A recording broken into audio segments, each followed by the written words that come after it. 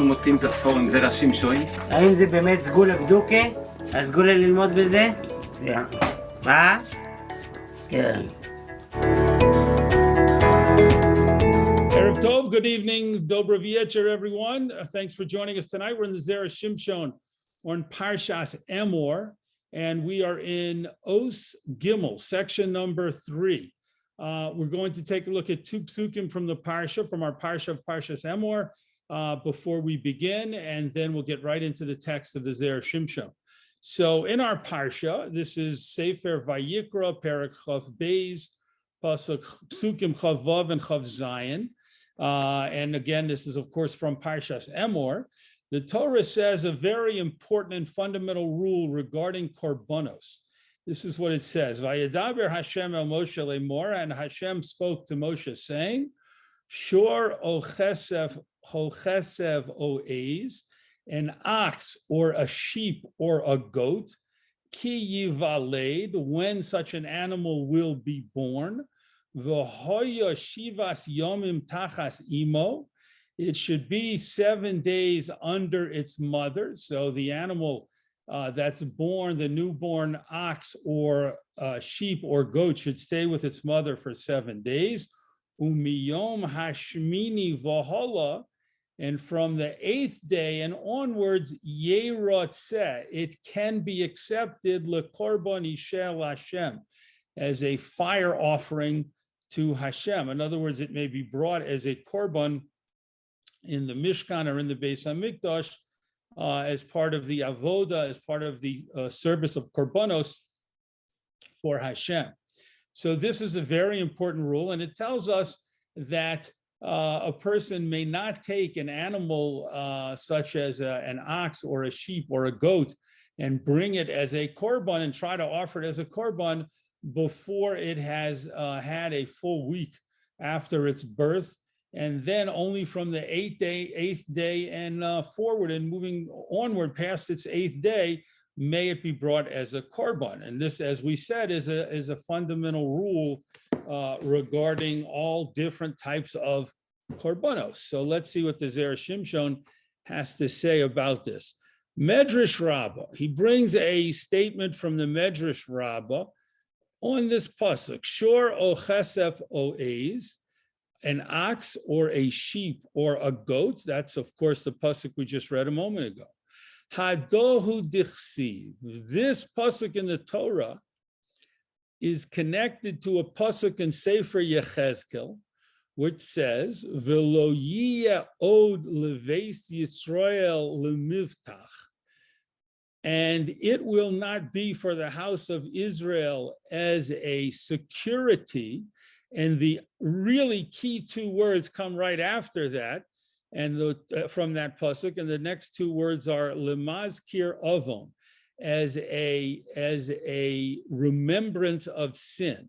And the point of that pasuk in its context in Sefer Yechezkel has to do with a future event in Jewish history way past the time of the giving of the Torah, but an event in which Hashem says the nation of Egypt, which at that time the Jewish kings trusted in to help them and support them and be an ally, that nation of Egypt will be totally wiped out, and it will no longer be mentioned as something that reminds people of the sins that the Jewish people did by trusting in the nation of Egypt to support them, as opposed to trusting in Hashem. That's what the pasuk says. But the concept behind the pasuk is that certain things shouldn't be mentioned because they will remind people of sins of the Jewish people, which is directly connected to what the Medrash Rabbah wants to say about our pasuk as it continues. V'chi shor nolad, and the pasuk that talks about an ox being born, is it really true that an ox can be born? V'halo egel nolad. It's a calf that is born. If the Torah wanted to talk about animals being born, it shouldn't have used the word shor, ox, which is a mature adult animal. Rather, it should have talked about egel. It should have talked about a calf. Ela mishum asu lahem egel masecha, However, because the pasuk tells us that the Jews, after the receiving of the Torah, made an egel masecha, a molten calf, or as we call it, a golden calf, the egel hazahav, because the Jewish people committed the sin of the egel masecha, or the egel hazahav, the golden calf, karu hakosov shor velo egel. The Torah used the word shor, ox, and did not use the word egel, calf, even though egel would seem to be the more appropriate word. Ad kan lashono, until here is a quote from the Medrash Rabbah. So let's pause here. The Zera Shimshon opens with a little excerpt from the Medrash Rabbah that teaches us a very interesting idea. It teaches us that when the Torah wanted to teach the law about animals and how old they need to be brought as korbanos, it did not use the word egel, which would refer to a calf and would be the, again, seemingly more appropriate word when you're talking about animals that were just born a few days previously. An animal in its first week or two of life should be called an egel, a calf, not a shor, which is an adult ox. So the Medrash Rabbah says the reason the Torah used the word shor instead of egel is because egel, that word reminds us of egel hazohav, and the Torah didn't want to remind anyone of the sin of the egel hazav, of the golden calf, when it's bringing this rule about all korbanos and how they need to be brought and what age the animal needs to be. So it switched in the word shor, it switched in the word ox, which gives us the same lesson because it mentions the species of the animal, but it's a little imprecise, we might say. It's a little bit less than the most appropriate word, egel, but the Torah did not want to give any word that could be a mazkir avon, as the pasuk in Yecheskel says, something that will remind us of sin, in this case specifically the sin of the egel hazahav. So that's the first piece from the Medrash Rabbah. However, now the Zera Shimshon is going to bring in a second piece, and we'll see how that complicates things. Next paragraph. Visham b'medrash b'samuch. And over there in the Medrash Rabbah, nearby, not somewhere far away, but nearby to the quote we just brought, here comes another quote from the Medrash Rabbah. V'chima ro'ala so shor rosh l'chol hakorbanos. Why did Hashem want to make or see fit to make shor, an ox, the head of all the korbanos? Meaning, number one on the list of korbanos in the pasuk we read was the ox. It said shor v'chesev v'ez. I'm sorry, shor o chesev o ez, an ox or a sheep or a goat. The number one animal in that list is the shor. So the Medrash Rabbah asks, why is the shor the number one animal? Why is the ox the number one animal in that list? And it leads off the list. Why would Hashem decide to do that? Hashem could have said, when you bring a sheep or a goat or an ox could have been listed as the third animal, the last animal in the list. Why did Hashem choose to list the ox as the first animal? Here comes the answer in the Medrash, in this second piece from the Medrash Rabbah. Omer Rabbi Levi. Rabbi Levi said, Moshel limatrona v'chule. It is similar to the case of the matron, etc. Now, for us to understand what's going on, we need to not say etc., and we need to understand the case of the matron, of the prominent woman. So here comes the part that the Zera Shimshon skipped over, once again, assuming that his readers always know exactly what he's referring to, and he doesn't have to spell it out. So here, for us, is the case of the matrona, of the matron. Over there, what happened, the case that's being referred to is where a very prominent couple has a problem. Let's say members of the aristocracy, perhaps even a king and a queen, or a prince and his royal consort, have a problem because the husband suspects the wife of having been disloyal with a certain subject of his. So that's a problem. The key, specifically because in that case, the husband, the king or the ruler, is going to planning to hold a huge feast for the whole community. and he has a problem. If he invites the man, then that obviously could be very uncomfortable at the least. If he doesn't invite the man, then it would seem to confirm that he believes his wife had been unfaithful to him with this man. So what happens in that case? Again, this is the part that has left out, but it's what the Medrash Rabbah tells us.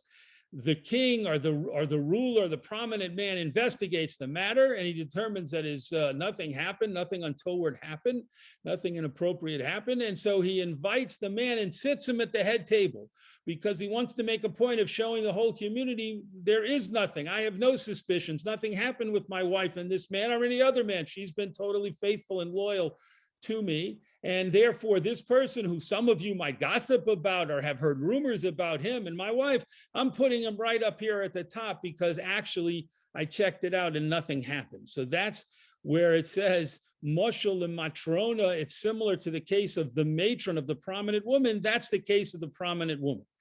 Kach, so too. Lefisha umosa olam monenes Yisrael lomar, because the nations of the world criticize the Jewish people and say, Asisem esa egel, you made a calf, meaning you made the golden calf. Lefichach, therefore, naaseh shor rosh l'chol korbanos.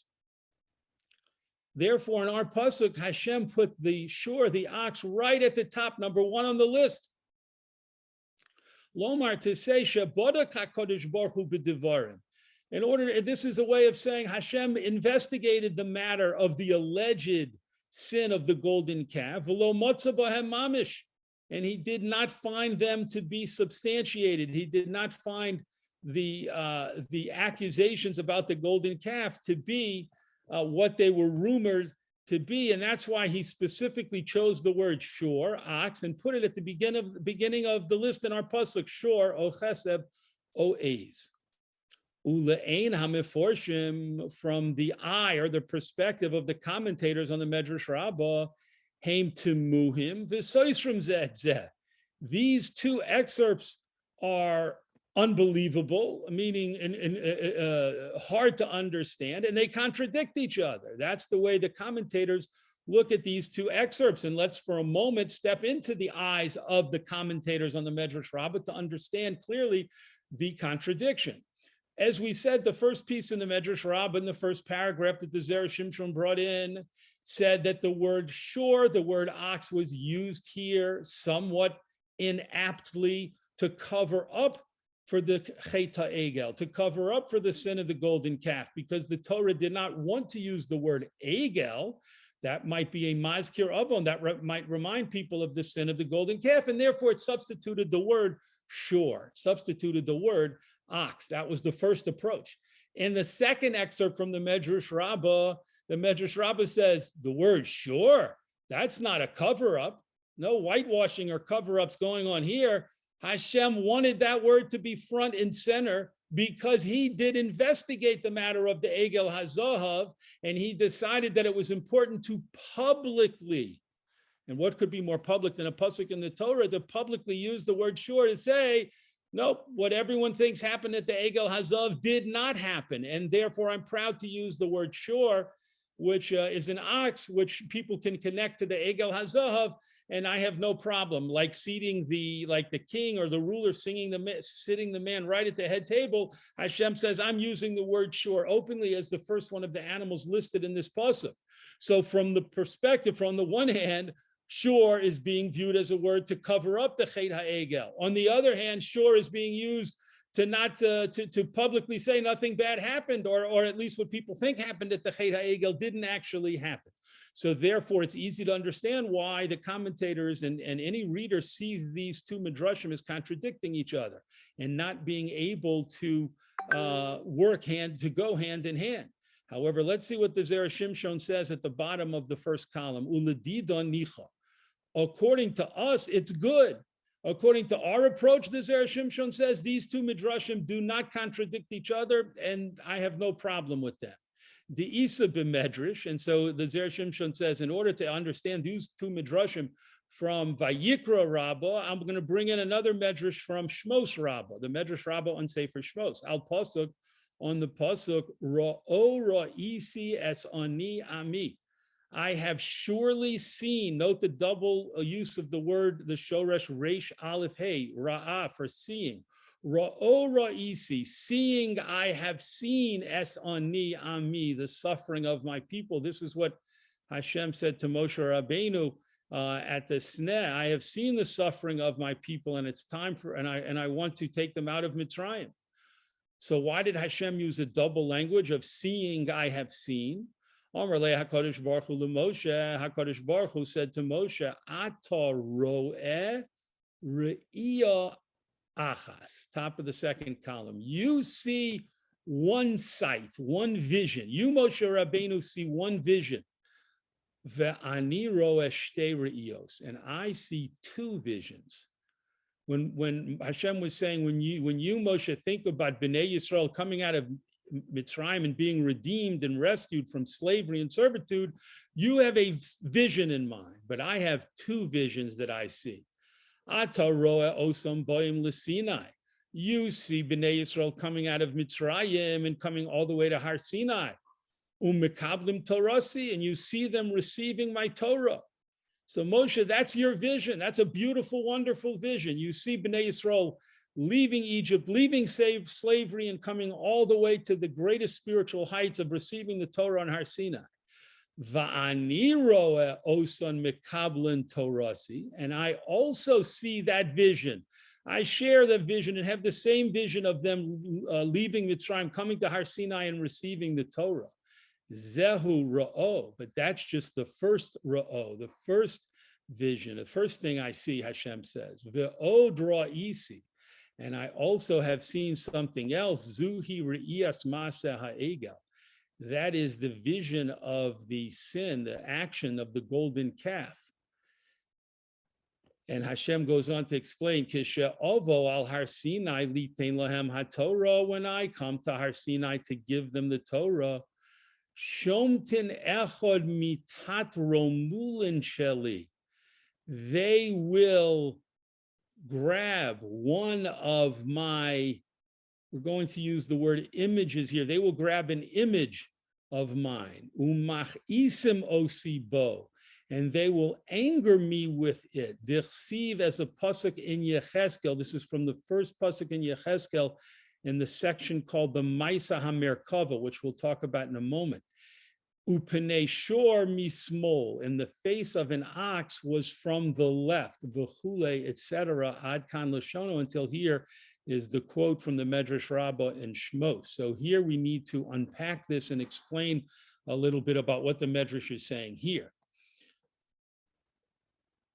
If you look at the first chapter of Sefer Yecheskel, Perek Aleph, you'll see that a very impossible to understand and extremely, extremely surreal scene is pictured by the Navi.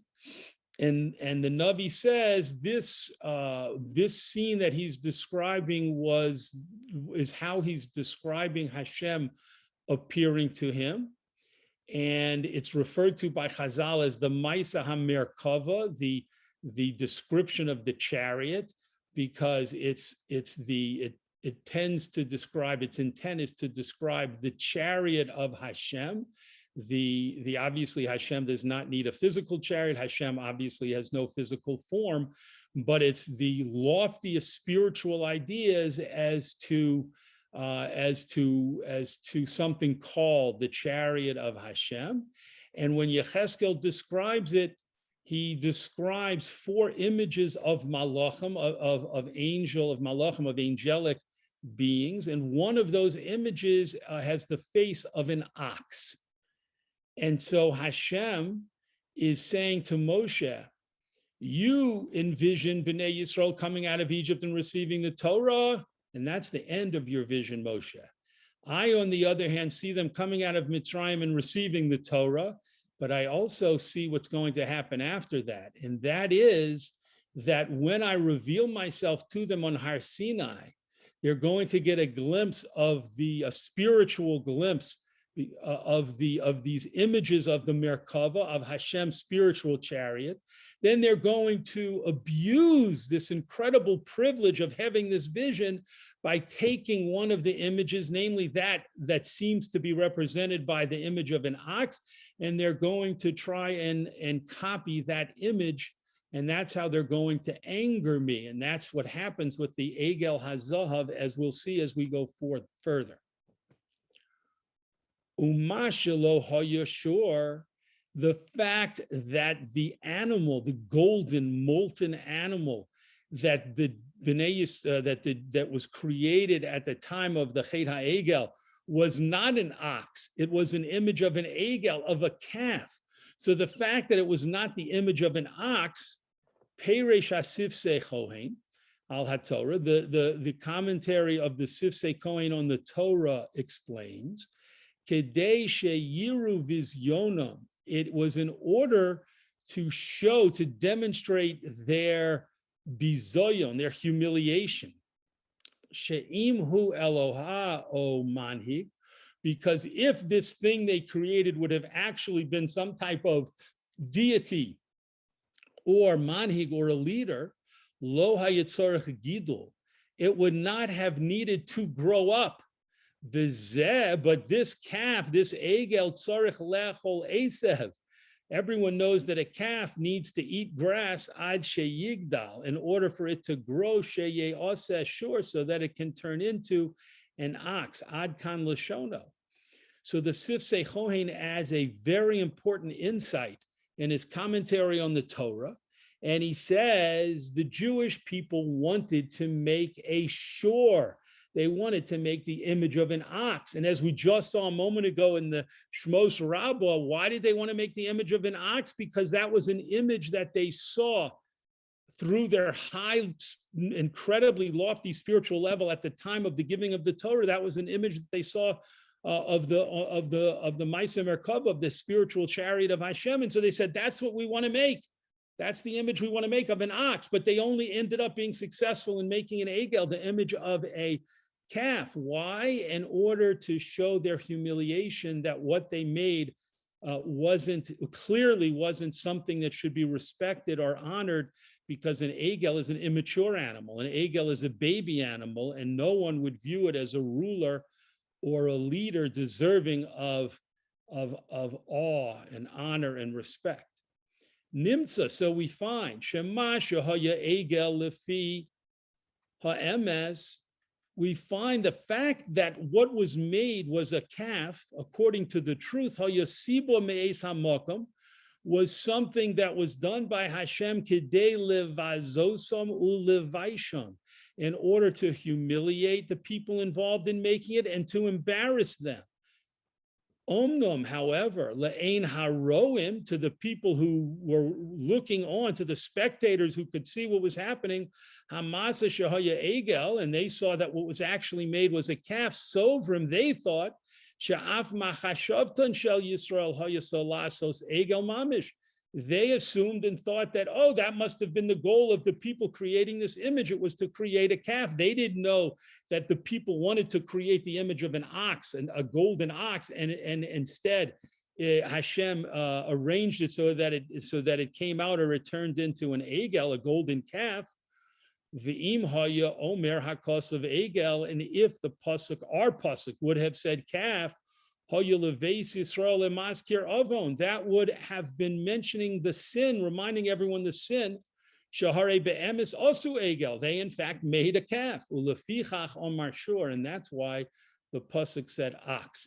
So here the Zera Shimshon has explained the perspective of the first piece in the first paragraph of this section, the Medrash Rabbah, that said Hashem wanted to use the word shur instead of egel, because if Torah had used the word egel, it would have been a mazkir oven. It would have reminded people of the sin of the egel hazahav. So the Zera Shimshon has showed us that how that worked out, but in a much deeper way, in a more complicated way than we might have thought, because the Jewish people wanted to make a shiur. That was their goal, and that was the only reasonable goal. They never would have wanted to make an egel, an immature animal, a baby animal. That's not at the image that they wanted, and that's not the image that they saw on the Merkava, on the spiritual chariot of Hashem. They wanted shiur. They were thinking shiur. That was their intent. Ox. A golden ox, let's make a golden ox. However, what actually happened was an egel. So Hashem says, since what actually happened was an egel, let's not use the word egel, which would remind people in a very kind of black and white way. They made an egel, and many people thought if they made an egel, they wanted to make an egel, and therefore let's not use the word egel, let's use the word shiur, which cannot be connected directly to the sin of the Chet HaEgel, because it was the Chet HaEgel, not the Chet HaShur. They didn't make a shiur, as we've said, they made an egel. So that explains the perspective of the first piece, first excerpt from the Medrash Rabbah. But of course, the Zera Shimshon has to show, the challenge is to show where the second piece, which seems to contradict the first piece, what is it, how do we understand its perspective, and how do we resolve the two approaches? V'lo od, and not only this, Elisha asahu rosh l'chol korbanos. Not only did Hashem choose the word to use the word shiur in our pasuk, but he decided to make it the number one on the list, the head of the list of korbanos. Shiur o chesev o eis.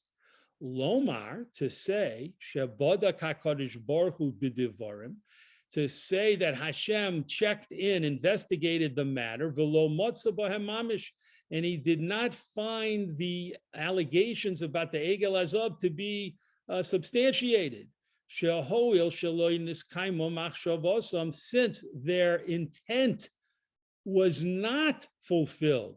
Shiur, because they wanted to make an ox, v'ola Egel, and what actually came up was a calf, uvihiyoso Egel nisbaishu. And from the fact that it was an egel, they were embarrassed. The people who wanted to make the golden ox were embarrassed and humiliated by the actual result of their labors, which produced a golden calf. Im kain ein mamish b'maaseh zeh. If so, there is no substance to the allegation that the people were accused of, which is that they wanted to make a golden calf. They never wanted to make a golden calf. Shaharei hamaisa eino choshuv kishu heifech hamachshava, because an action is not considered significant when it results in the opposite of the intent of those who committed it. So here, the people wanted to build an ox, a golden ox. In the end, they built a golden calf. And that's what the second Medrash Rabbah excerpt is referring to when it says Hashem checked into investigated this matter and said, Ein bo mamish, it's not substantiated. They did not build a golden ox, which was their intent. It was their machshava, it was their whole goal to build, and they didn't succeed in building it. And now you're going to tell me about the golden calf. The golden calf was an embarrassment and a busha, a humiliation to them. That's never what they intended to build. And therefore, Hashem says, let's gladly and proudly use the word shiur at the head of the list of korbanos in this pasuk, in order to proclaim that the Jewish people did not succeed, did not fulfill their goal of building a golden ox. The word ox is a safe word, so to speak, because they never built a golden ox. Let us continue now. Uvazeh yuvon, last paragraph in the second column.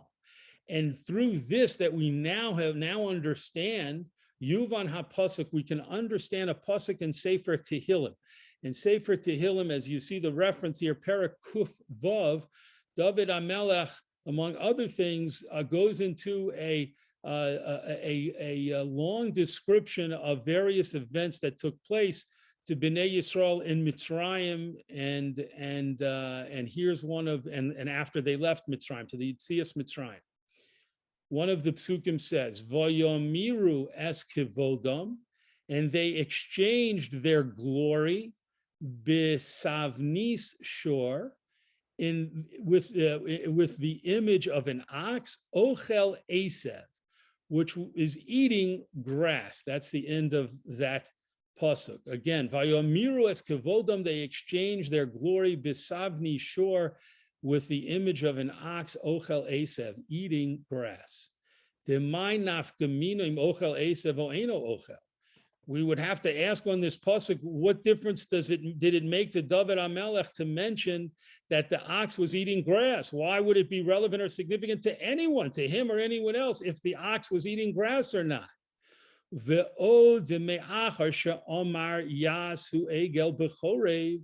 More so, after David HaMelech had mentioned in the previous pasuk that the Jews made an egel at Chorev, they made a calf. Of course, this is a reference to the golden calf at Chorev, at Har Sinai.